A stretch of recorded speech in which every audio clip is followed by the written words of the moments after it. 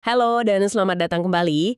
Hari ini kita mau bahas sesuatu yang klasik, tapi rasanya relevan banget ya sekarang. Studi kasus dari Peter Drucker. Betul. Dari buku Management Cases ya, kasus nomor 36. Iya, tentang panel kendali korporat atau The Corporate Control Panel. Ini cerita soal CEO baru yang gimana ya, kayak tenggelam gitu di lautan data. Situasi yang kayaknya banyak dialami pemimpin sekarang ya, kebanjiran informasi. Bener banget. Dan yang bikin menarik, CEO ini dulu ikut ngebangun beberapa sistem pelaporan itu. Sekarang malah kejebak sendiri. Ironis kan? Nah, itu dia. Sistem yang harusnya membantu malah jadi penghalang. Misi kita kali ini yaitu membedah gimana sih seorang pemimpin bisa lepas dari jebakan informasi ini. Gimana cara bikin sistem biar tepat fokus ke hal yang esensial. Oke, dan kenapa penting banget punya fokus strategis di level puncak? Yuk kita mulai dari masalah utamanya dulu. Coba bayangin deh, Anda baru aja naik jadi presiden. Dan CEO, perusahaan kimia multinasional gede banget. Wow, posisi puncak ya. Iya, latar belakang Anda kuat nih, hukum sama keuangan. Dulu malah Anda yang punya peran penting bangun sistem hukum dan keuangan perusahaan yang canggih itu. Oke, jadi dia paham banget soal sistem kontrol internal ya berarti? Justru itu, sistem itu yang bikin perusahaan bisa tumbuh cepat, ekspansi kemana-mana. Dia arsiteknya lah istilahnya. Kedengarannya sukses ya di peran sebelumnya. Tapi begitu duduk di kursi CEO, wah beda cerita. Tiba-tiba dia ngerasa kayak dikubur hidup-hidup sama tumpukan laporan, angka, data tiap hari. Kebanjiran data tadi ya jadinya. Banget. Padahal dia tahu banget sebagai CEO, tugasnya itu ketemu orang, bangun relasi, kunjungan ke afiliasi penting di luar negeri. Afiliasi ini nyumbang hampir setengah penjualan sama laba loh. Wah, krusial banget itu berarti. Tapi dia malah nggak bisa gerak ya. Kayak dirantai di meja gitu, sama data yang dulu dia bangga-banggain. Dia mulai ngerasa kehilangan kendali, kehilangan feeling bisnisnya gitu. Itu bahaya sih, kehilangan denyut nadi perusahaan. Puncaknya, ada kejadian nih. Salah satu direktur riset terbaiknya, orang kunci buat inovasi masa depan, resign. Waduh, kenapa tuh? Alasannya ngerasa diabaikan, kurang dapat waktu, kurang perhatian dari si CEO baru ini. Nah, itu sinyal alarm yang keras banget ya, menunjukkan ada yang salah di level kepemimpinan. Iya kan? CEO ini langsung sadar, wah ini nggak bisa gini terus, ada yang fundamental salah. Persis. Ini inti krisis kepemimpinan yang digambarkan Drucker. Ada semacam ketegangan ya. Ketegangan antara apa tuh? Antara butuh informasi detail buat kontrol operasional, penting banget itu. Apalagi habis ekspansi global, sama kebutuhan CEO buat mikir strategis. Fokus gambaran besar, terlibat secara personal. Oke. Jadi kebutuhan informasinya beda ya antara level operasional sama level puncak? Beda banget. Dan ironisnya, yaitu tadi, sistem kontrol yang dia bikin pas di peran lama, yang bagus banget buat kontrol detail. Malah jadi kontraproduktif pas dia jadi CEO. Informasi yang dulu bikin dia kuat, sekarang malah jadi belenggu. Gitu ya? Tepat sekali. Dulu detail itu aset, sekarang jadi beban. Kesadaran inilah yang bikin dia mikir, gue butuh solusi. Dia nggak bisa terus-terusan reaktif sama banjir data ini. Dia perlu semacam filter ya. Iya, filter. Sesuatu yang bisa kasih dia intisari, informasi vital yang dia butuhkan sebagai CEO. Bukan detail operasional. Dia nyebutnya panel kendali korporat. Konsep panel kendali ini menarik. Seringkali orang mikirnya langsung ke dashboard digital yang penuh grafik warna-warni gitu ya. Iya, kayaknya gitu sih bayangan umumnya. Padahal gagasan Drucker lebih dalam dari itu. Ini bukan soal lebih banyak data atau visualisasi canggih, tapi soal informasi yang tepat, yang esensial.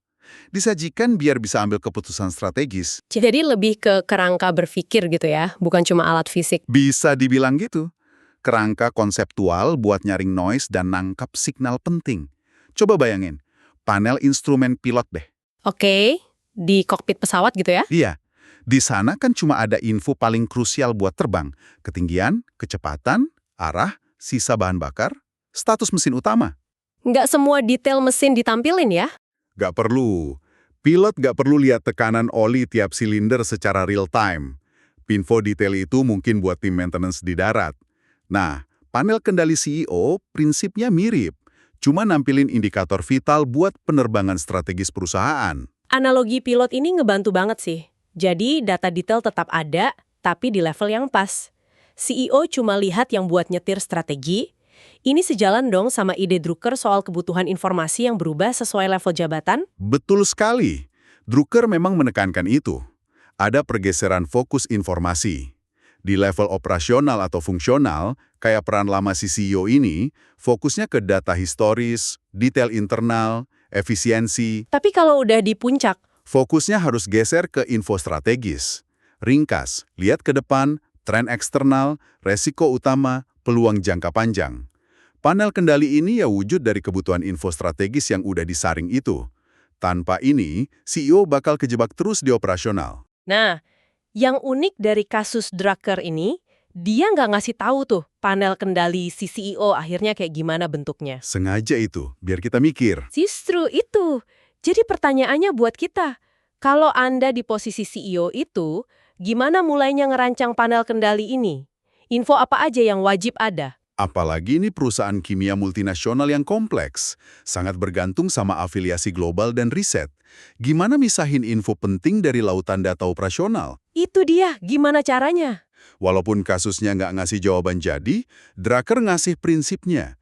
Mulanya bukan dari data yang ada, tapi dari pertanyaan strategis. Pertanyaan kayak gimana tuh? Kayak, apa sih tujuan jangka panjang utama perusahaan ini? Faktor kunci suksesnya di pasar global apa aja? Risiko terbesarnya apa? Internal dan eksternal. Jawaban dari situ yang nanti nuntun ke indikator kinerja utama atau KPI. KPI ya, sering dengar istilah ini. Tapi gimana mastiin KPI buat CEO ini beneran strategis, bukan cuma metrik operasional biasa? Nah, itu pertanyaan penting. KPI buat panel kendali CEO itu, pertama, harus nyambung langsung ke tujuan strategis jangka panjang. Kedua, sebisa mungkin sifatnya leading, bisa prediksi masa depan, bukan cuma lagging yang ngelaporin hasil kemarin. Ketiga, jumlahnya terbatas. Mungkin 5-10 aja, biar fokus. Oke, nggak kebanyakan juga ya? Betul. Keempat, harus mencakup berbagai perspektif bisnis, nggak cuma finansial melulu. Menarik. Kalau buat kasus perusahaan kimia ini, contoh KPI strategisnya apa kira-kira? Oke, coba kita bayangin ya. Mungkin kesehatan finansial strategis, bukan laba rugi bulanan per produk, tapi mungkin tren margin kotor global, free cash flow dibanding pendapatan, sama ROIC per wilayah utama. Jadi lebih ke gambaran besar finansialnya ya? Iya. Terus, posisi pasar. Pergeseran pangsa pasar di segmen kunci di negara-negara utama, bukan cuma volume jualan harian. Lalu, inovasi dan R&D. Persentase penjualan dari produk baru, misal 3 tahun terakhir, atau progres proyek R&D strategis yang paling penting. Itu penting banget buat perusahaan kimia kan, inovasi. Sangat. Terus, kesehatan afiliasi global. Tren pendapatan dan profitabilitas afiliasi kunci, mungkin juga isu strategis dari pimpinan afiliasi, bisa lewat survei singkat atau ringkasan kualitatif. Terakhir, talenta kunci.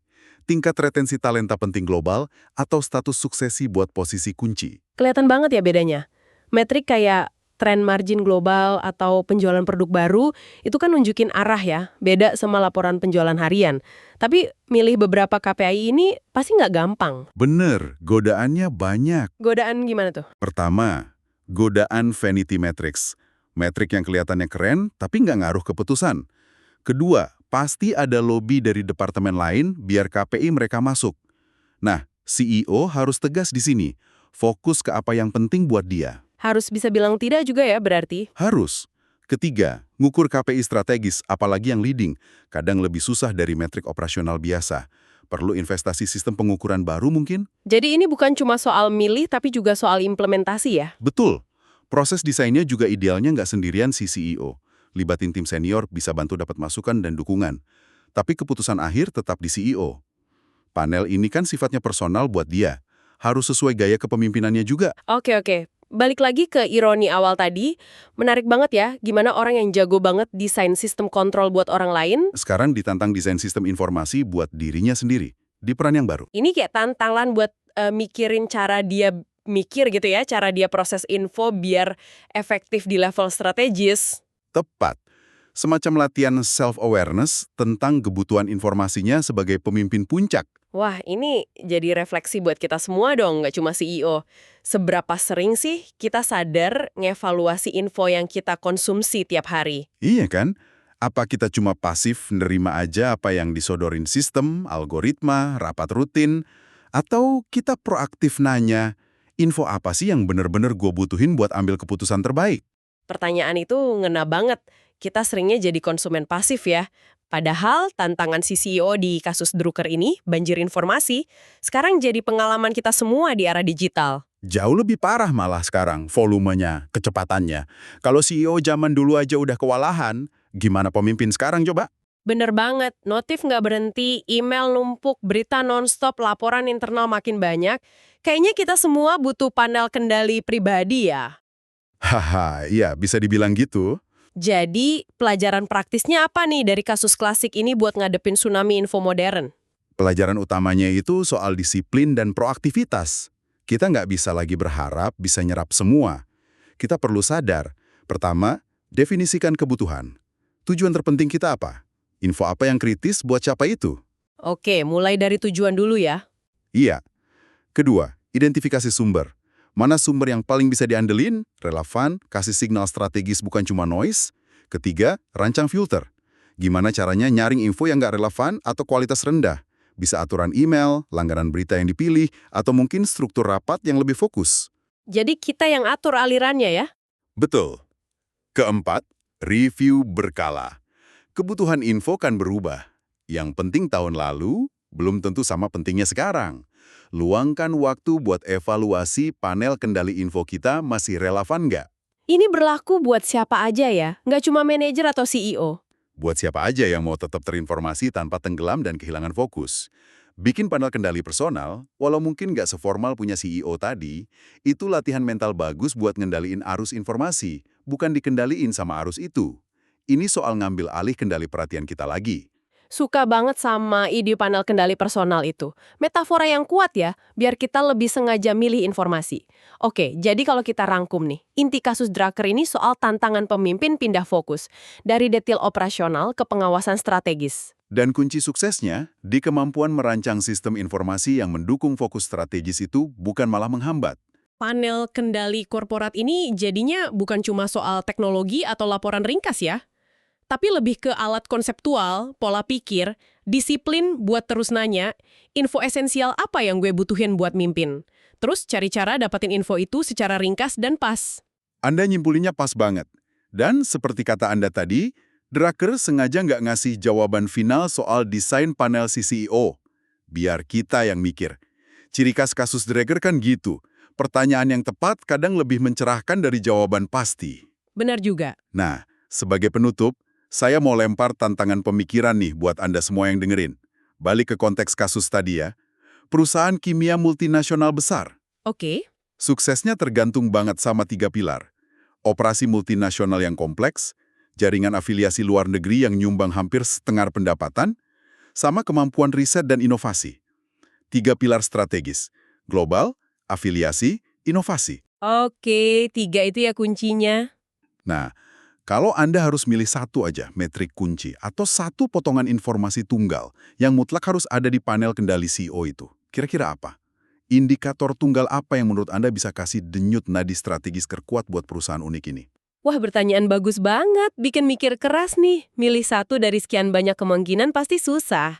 Tapi proses mikirnya itu ya yang berharga buat ngasah intuisi strategis kita. Nggak ada jawaban benar salah absolut pastinya. Oke. Terima kasih sudah menyimak eksplorasi kita tentang kasus Peter Drucker yang ternyata masih relevan banget ya. Semoga obrolan ini ngasih wawasan soal tantangan kepemimpinan, tapi juga inspirasi buat mulai mikirin panel kendali informasi Anda sendiri. Biar lebih fokus ke yang penting. Sampai jumpa di pembahasan berikutnya ya.